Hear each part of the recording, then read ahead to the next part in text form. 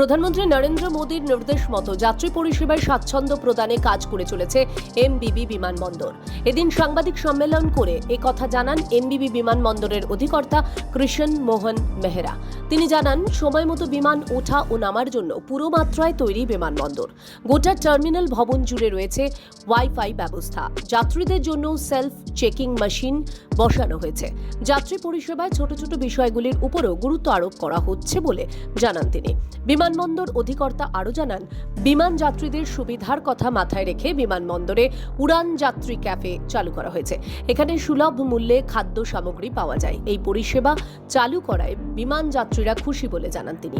लोगों का इंप्रेशन रहता है एयरपोर्ट के अंदर हर चीज बहुत महंगी मिलती है, उस मिथ को हटाने के लिए वी हैव स्टार्टेड उड़ान यात्री cafe and this is good success. People are using it, people are using frequently and they are happy that this service is available, and this service is available I think 34 airports in India. Is one of that is Agartala airport.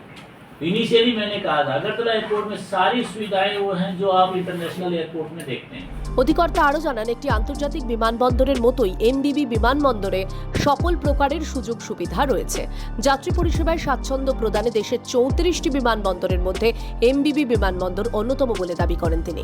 বিমানবন্দর অধিকর্তা আরও জানান, বিমানবন্দরে রাজ্যের স্ব-সহায়ক সংস্থাগুলোর উৎপাদিত স্থানীয় সামগ্রী প্রদর্শনের ব্যবস্থা রাখা হয়েছে। বিষয়টি ক্রমশই চাহিদা সম্পন্ন হয়ে উঠছে। তিনি জানান, কোভিডকালে দেশের বিভিন্ন স্থানের বিমানবন্দরের পরিষেবা বন্ধ হলেও এমবিবি বিমানবন্দরের পরিষেবা একদিনের জন্যও বন্ধ হয়নি, কারণ দেশবাসীর পরিষেবা প্রদানে তারা সজাগ এবং সতর্ক ছিলেন। ত্রিপুরা থেকে দেবাশিস বোসের রিপোর্ট, সিএন ত্রিপুরা।